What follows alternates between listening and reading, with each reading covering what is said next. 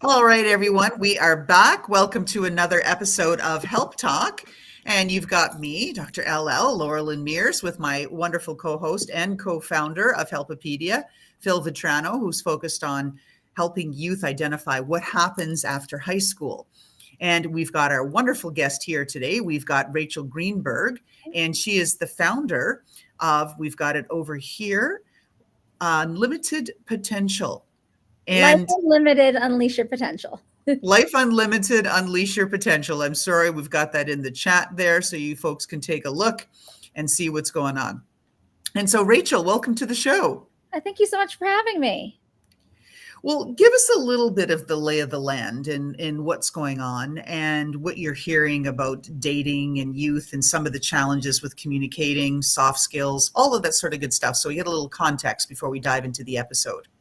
So, as we know, I think that social skills and friendships can be a challenge for anyone. And then you add in neurodiversity, and it just becomes this big, scary thing that kids, teens, and adults have to face that I can help them with a multitude of skills. And that goes along with dating too. Like, nowadays dating is really, really difficult, especially with the introduction of dating sites.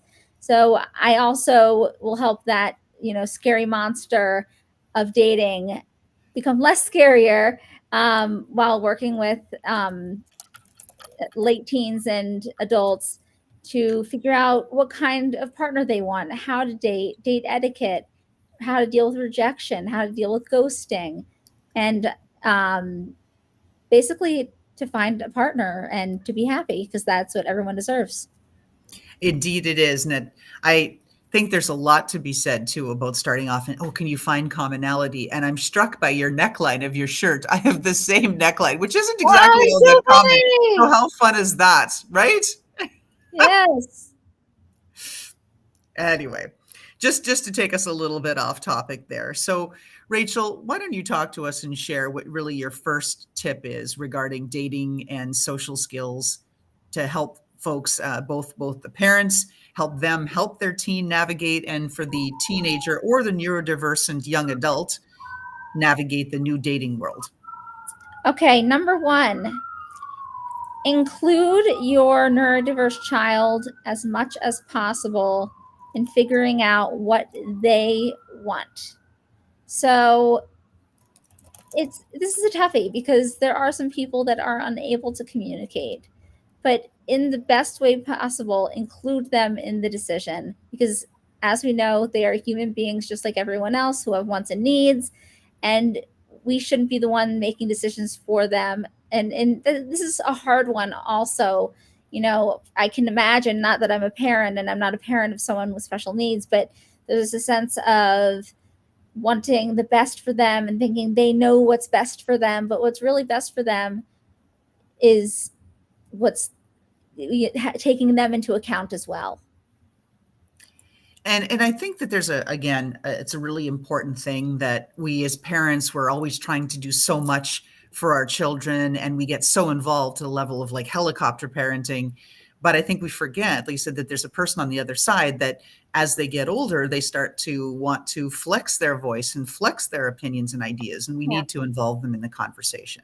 Agreed. And it's one of those things where it's not malicious. It's not malicious at all. Like, you're taking away your child's rights. It's these parents are just so strapped for time and so wanting their child to live like like when the name of my company, live their best life and their live up to their potential, that they sometimes rein in and take the steering wheel, and that steering wheel really needs to be shared.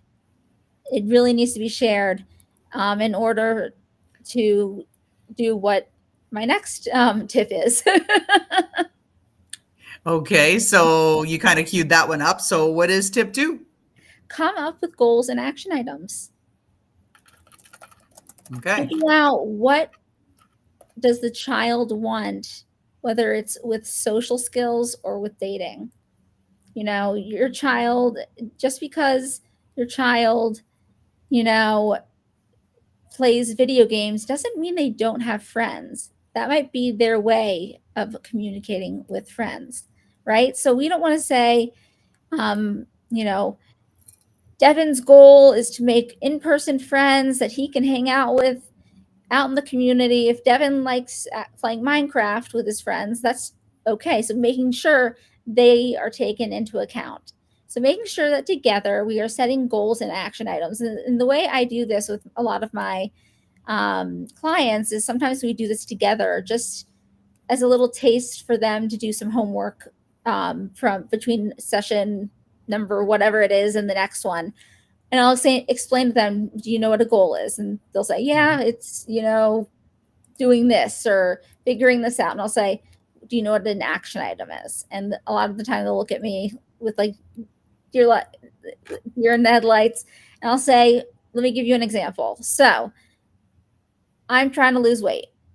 If I go out and I have 3 slices of cake, is that going to make me lose weight? I did that yesterday. Probably not.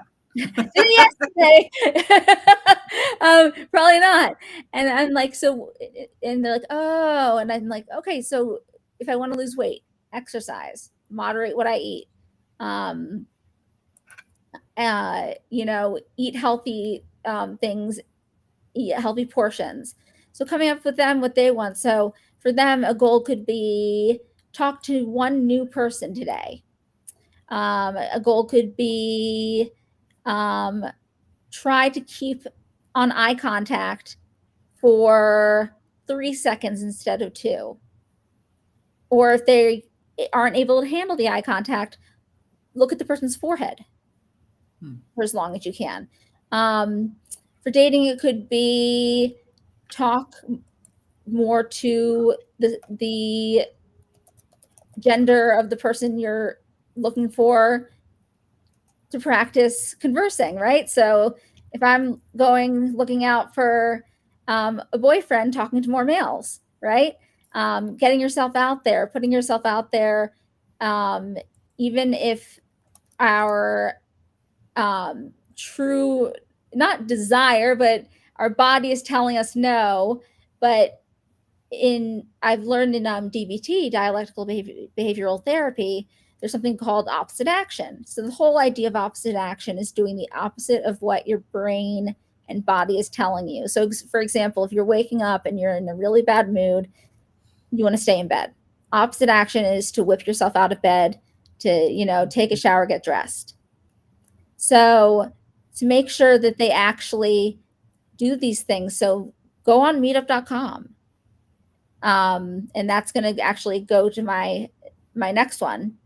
To my next tip is find multiple ways to meet people.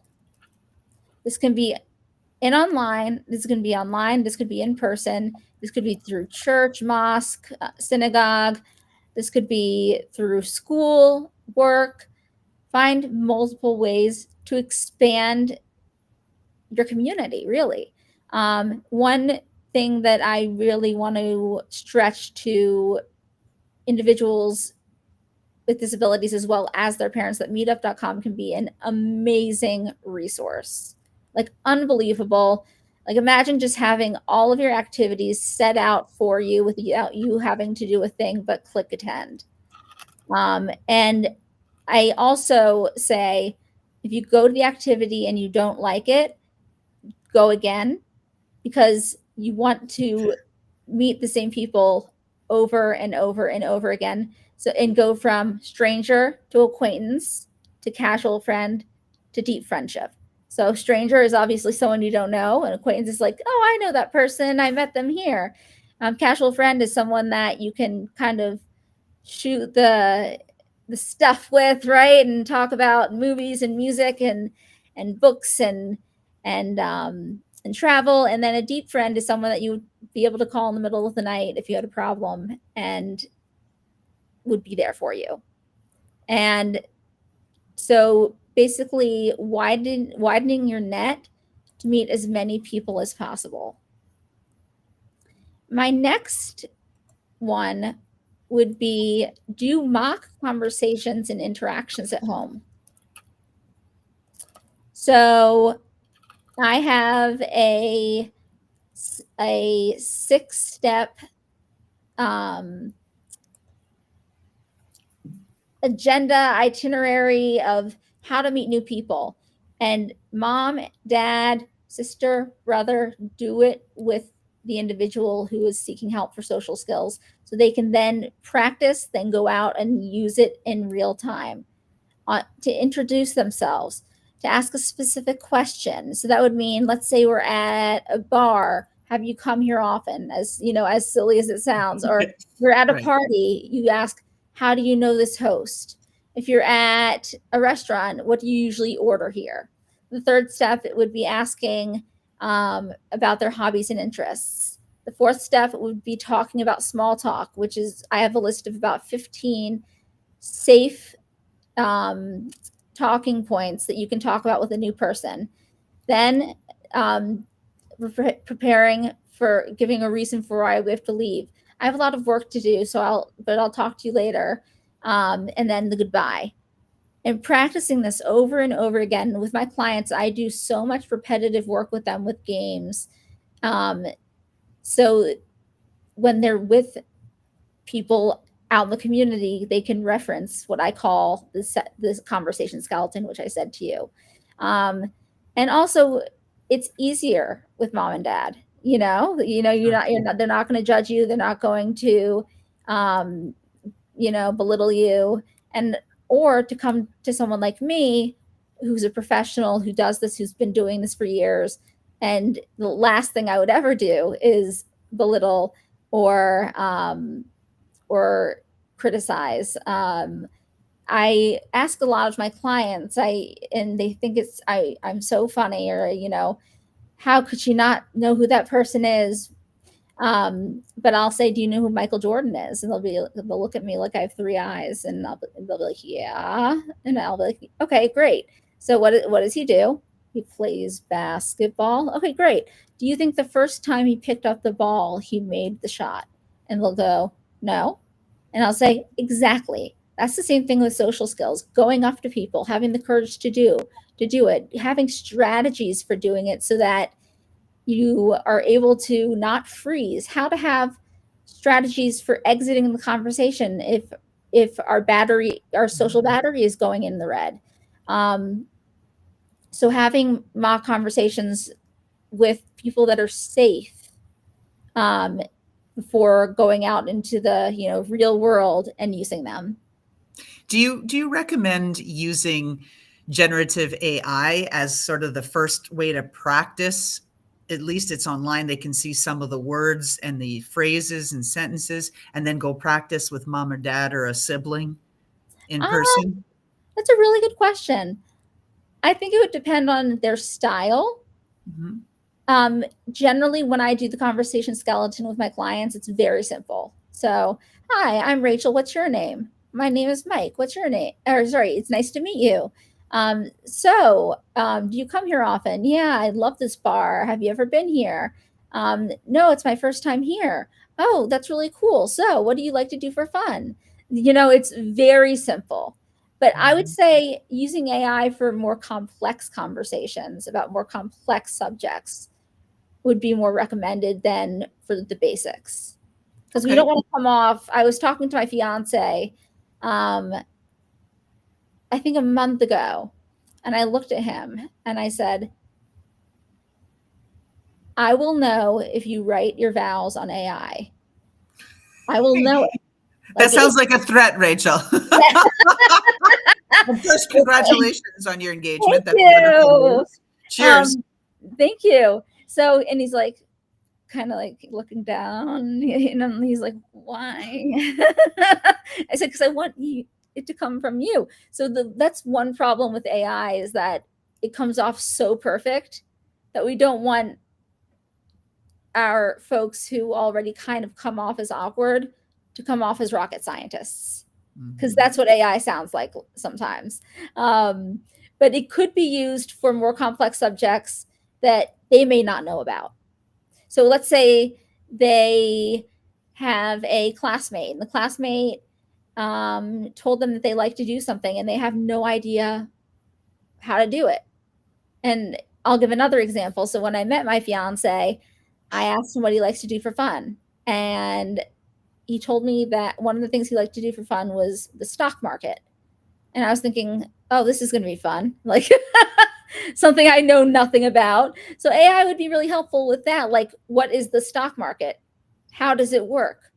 What are some questions I can ask someone who's Mhm. interested in the stock market? Um, so what I think AI is more helpful with coming up with questions, like filler questions to keep the conversation going. Okay, fair enough. All right, let's keep moving along. We still got a few tips left here. Tip number Yeah. 5, Rachel. Okay, be accepting of the process of your child. It's not going to happen overnight. And again, I want to say the same thing I said a few minutes ago, that I'm not a parent, and I'm not a parent of someone with special needs, but I've been working with people with special needs. Oh my goodness. A How long long time, have 'cause I met you through Maryland and for you're up about the 20 street. years. Yeah. It's the love of my life, and I've met so many parents, and they watch their kids, struggle so hard and want them to, you know, be their best. And I want parents who are listening to me right now to know that it takes time, just like anything else, just like mental health therapy, just like learning a new skill. Social skills take time, and give it time. Um, and practice doesn't make perfect, because a part of having a disability usually does impact your social skills, but practice will improve. And to take solace in the fact that they can be improved, and your kid can make friends if you take the right steps. And my next one is be consistent, in the way that you practice the social skills, in the way you go over the goals and action items, in the way that you talk about dating. Be consistent in practicing and accepting their preferences. So I can't tell you what to do when it comes to same-sex marriage or pronouns, but I would recommend at least acknowledging, but my preference would be accepting. So be Mhm. consistent with what you accept, what you tolerate, what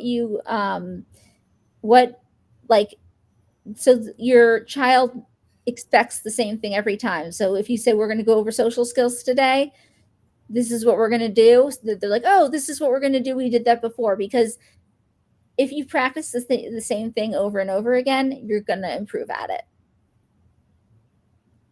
Well, that's just Like, it. Like anything else, right? yeah, You gotta yeah. try. You gotta take the first whack at it. If at first you don't succeed, right? Try again. It's an And old yeah, adage, but it makes sense. exactly. And to know that it could take months. It could take, with some of my clients, at first I was like, oh my goodness, this is not working. And then I look back at them at like right now, like from a year ago, and I'm like, wow, they're asking me questions. They weren't even answering my questions when I first started working with them. Like just things that are, it sounds too good to be true, but I guess the patience, the repetitiveness, the expectations. And then my final tip, have fun with it. Make this fun. When it comes to friendships, do silly games, dress up, um, talk about things that your child is interested in to engage them. Once you get into the process, then you're going to teach them more about how they're going to have to talk about things they're not interested in. And that's probably going to be more of a challenge, but make it fun for them so they're encouraged to do it. And that goes with the same with dating, in the sense of, have fun with making the dating profile, be silly. Um, find good pictures, make it like a game, because it's kind of sad, but these online dating apps and websites have kind of turned into games in a way, like swipe left, swipe right. So make things fun, because if they're sitting on their butt thinking this is the most boring thing, I want to go play my video games, you're not going to get any results. But if you incorporate their interests, if you come off as like really excited, there's a better chance that they're going to be more connected to it and go with it. Again, everyone's different, but I really think there's a better chance of the person going along with it if you are excited and you're encouraging and you're not pushing and you're kind of just like turning everything into a gamer activity. Very good. Now, I know this would be like a whole deeper dive, and we don't have time for that. And that's where your counseling comes in. But some folks are probably going to be rejected. There's the likelihood of, just because people are just unkind in general these days, that somebody might get bullied or make some comments about somebody else. They don't like their profile. They don't like the way they look, some nonsense. What do you recommend that people do with just even that initial rejection, so that they don't jump off the platform and go, that's it, I'm never dating, I'm never doing anything. One person said something mean. From someone who had to go through that, I completely can I feel it in my bones and just remember the amount of rejection I got. I always tell people, before we even go into it, there are billions of people out there, and unfortunately, not everyone is going to want to talk to you. Not everyone is going to want to date you.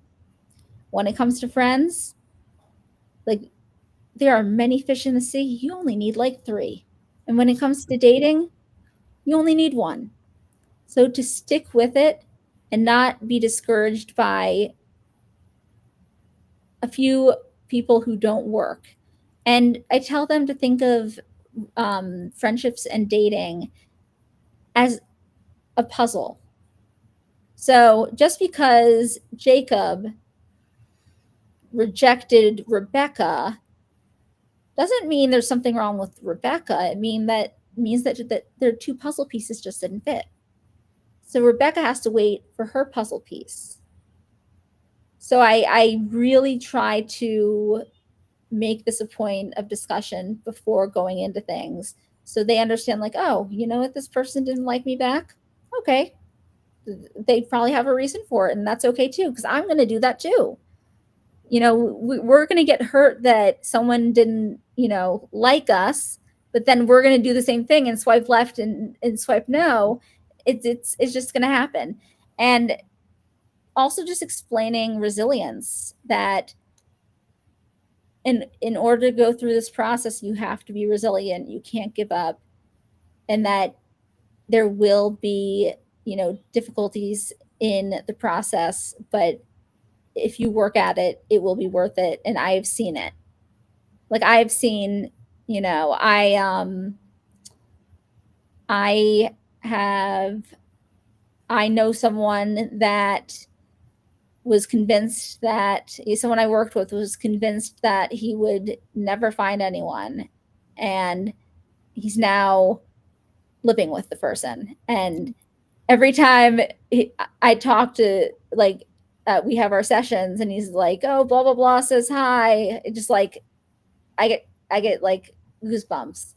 It's like, because we all have our stuff, but if you work hard enough, you're authentic, you put love in good energy into the universe, you're bound to find someone to be with and others to hang out with and be friends with. What a perfect way to end it, right? Because it is all about that. There is goodness in the universe, and the more that each of us puts out, the more that it'll be there available to us to receive and to enjoy. So with that, I want to thank you very much. We've got links here in the show. We've got Rachel Greenberg, founder of Life Unlimited, Unleash Your Potential. If you want to talk to her more about social skills, dating, how to be able to engage others and get her coaching and her support. She's supported special needs folks and neurodiverse folks in particular for about 2 decades, right? We don't say that too loud anymore, but it is a really good thing. It's amazing. Right? It's like, yeah, I get it. I get it. We're all there. It doesn't matter, right? It's just we've had more decades to do more good in the world. That's all that we have to look at it. So you can find Rachel on Facebook. You can find her, take a look for her. She's over there. We've got the link up. So Rachel, again, thank you for being on the show and being part of. Is my website up there as well? Will we have, no, we don't have your website, but if you want to put that in the private chat, I'll add it to it right away as I'm wrapping up. Wonderful. And you've got Phil and I here actively involved in Helpopedia, really helping youth of the next generation navigate their path forward so we can get through some of the uncertainty and chaos that's out there and helping just make things a little bit easier. And we've got Rachel's site here if you want to take a look. You can find her at lifeunlimitedllc.com.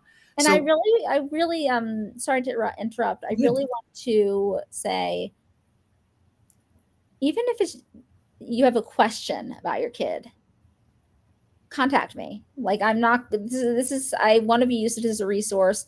Yes, this is my profession, but if there's someone who has a question and it's a simple email and or you want to have a phone call, like, please contact me, because I want to help as many people as possible. It's what I get, what gets me through my day, honestly. So if there's anything that you need that has to do with, dating and relationships or social friendships or anything related to resources, really, find me at my website, send me a message, and I'll be there in a day or two. See, that's what's awesome. That's why I like Helpopedia. We got a whole community, change makers. That's what we do. And so thank you for that generous offer to be able to help others. And with that, that's a wrap. Thanks, Rachel. Thanks, guys. So much. Thanks, Laurelyn. Be sure to